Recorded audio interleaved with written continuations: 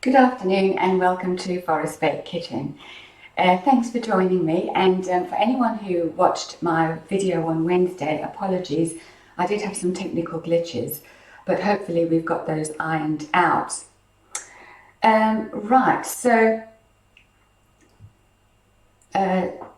without wasting any time, making oat and fruit bars. Okay, so first of all, let's go over the ingredients. These are so nice and healthy and tasty.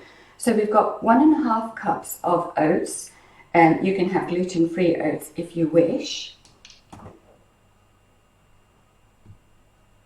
So you can have gluten-free oats if you wish.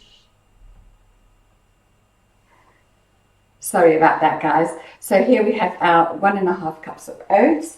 We've got 3/4 of a cup of dried fruits. I've got raisins and cranberries.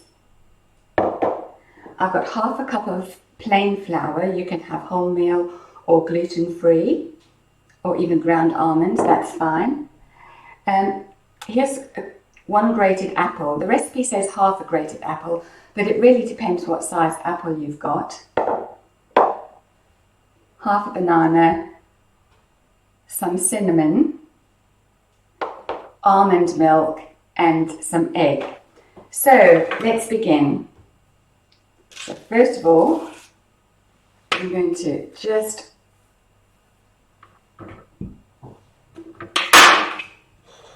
mash my banana. Oh, it's sliding all over the bowl. Oh, we didn't anticipate that. Okay, so here we go. I don't know if your banana is sliding all over the bowl, but mine is certainly sliding all over the bowl. I think let's rather use this, yeah. So how's it been going this week with lockdown? Quite something for everyone, isn't it? Okay, so there we go.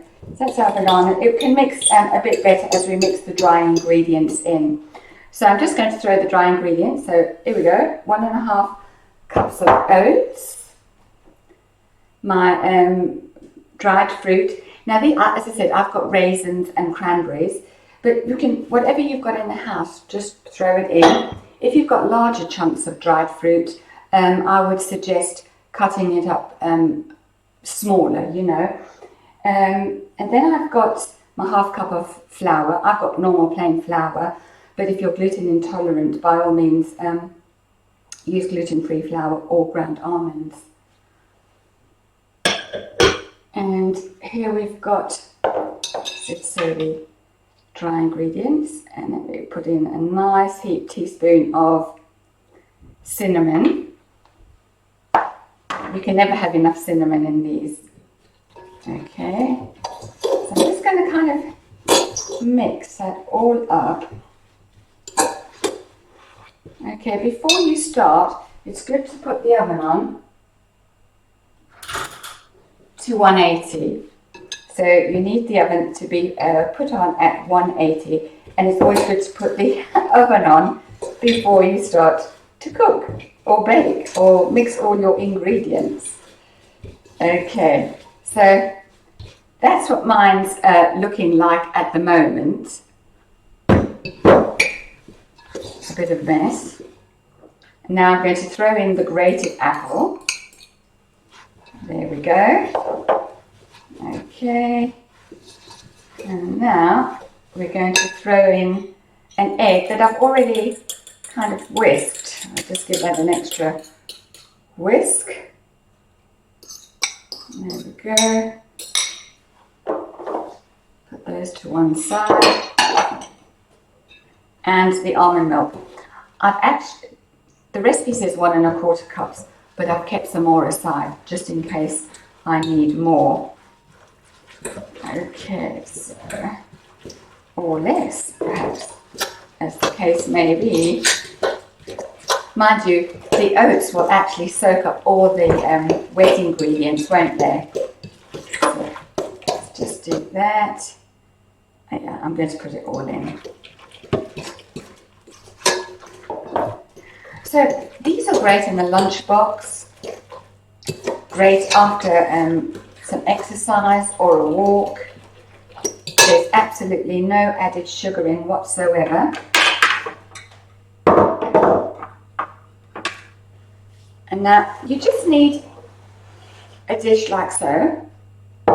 If your dish is smaller, don't worry, you'll just have a chunkier health bar. So here we go. Pour all that in.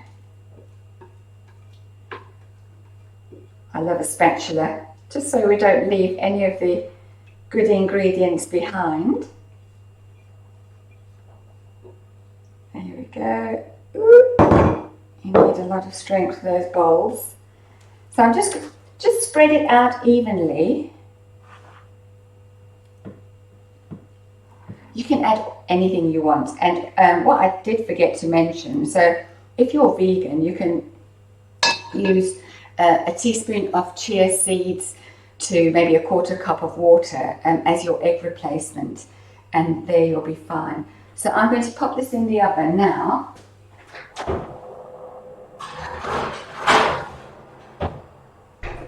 Okay, and that's going to do for